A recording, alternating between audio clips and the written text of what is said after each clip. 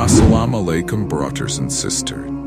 There was a time in my life when I'd walk into a crowded room and still feel like I was the only one without a VIP pass. Surrounded by people, but there was always a sense of fear inside me. No matter how much I tried to join the conversation, something always felt, well, a bit off. I thought maybe I wasn't interesting enough, or perhaps my charm was on the fritz. Does that sound familiar? Don't worry, you're not alone in this. Loneliness is a real heavyweight champ, knocking us down even when we're surrounded by a crowd. Today, we're going to dig into why this happened. And spoiler alert, the answer might just surprise you. So picture this. You walk into a room, and suddenly, it's like there's an invisible force field keeping you at arm's length. You try to strike up a conversation, but your words come out as if you're trying to speak through a bullhorn underwater. It's like everyone else has their own secret handshake, and you're left out of the loop. But why does this happen? Why do some people seem to connect effortlessly, while others feel like they're on the outside looking in? The first reason might just be a bit of a plot twist. You're probably seeking connection in the wrong place. Mistake 1. Seeking approval. We live in a world where we're all racing for approval, whether it's through social media likes, the latest fashion trends, or the perfect selfie angle. We're all trying to fit in and be liked. But here's the kicker. The more we seek that elusive approval, the more disconnected we feel. Think about it.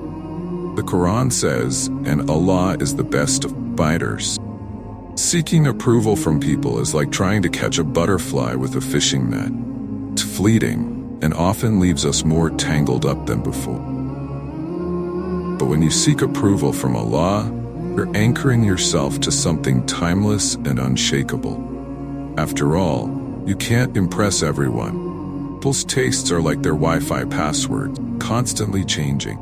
Instead, focus on deep connection. And remember, being socially awkward is not the goal here. Mistake 2. Wearing masks. We often struggle to connect because we're terrified of being vulnerable. So we put on masks, hide behind walls, and hope no one notices our inner chaos. What if people don't like what they see? What if they judge us? But here's a little secret. Everyone's got insecurity. Worrying about judgment won't make it disappear. It'll just make us more anxious.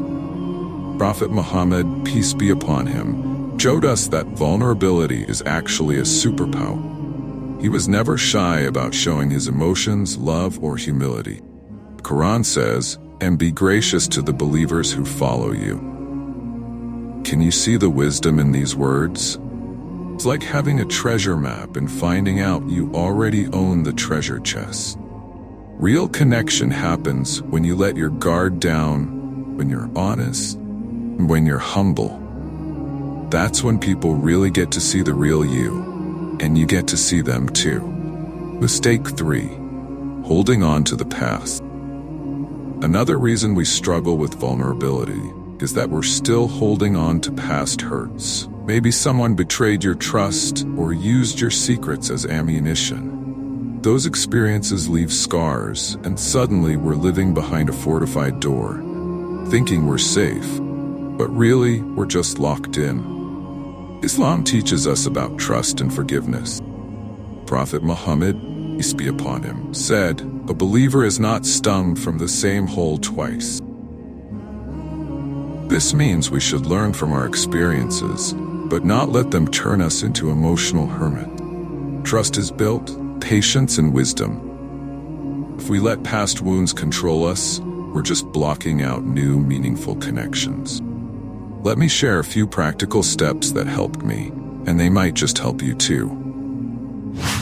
1. Prioritize your connection with Allah. Strengthen your connection to Allah through prayer, dhikr, remembrance, and reflection. When your heart is filled with Allah's love, you'll experience a peace and security that no human approval can offer. Prophet Muhammad, peace be upon him, once said, Indeed, in the body there is a piece of flesh. If it is sound, the entire body is sound. If it is corrupt, the entire body is corrupt. Truly, it is the heart. Your heart is the ultimate social network.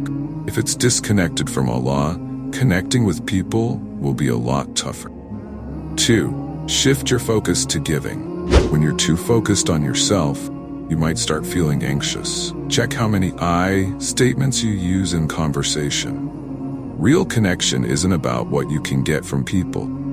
It's about what you can give. As the Prophet Muhammad, peace be upon him, said, "The best of people are those who bring the most benefit to others." When you focus on giving, you naturally attract genuine connection. 3. Practice gratitude. Gratitude is like the ultimate mental hack. Prophet Muhammad, peace be upon him, said, "Gratitude for the abundance you have received is the best insurance that the abundance will continue." When you appreciate your own worth, you stop comparing yourself to others, which clears the path for real connection. Gratitude helps you accept things as they are, rather than chasing an ever-elusive ideal. So next time you feel disconnected, remember, it's not about what's missing from others. It's about what you're yet to discover within yourself through your connection to Allah. Strengthen that bond and watch how your relationships transform. If this message resonated with you, don't forget to like, share, and subscribe for more content like this. And always remember, Allah is closer to you than your jugular vein. You are never truly alone.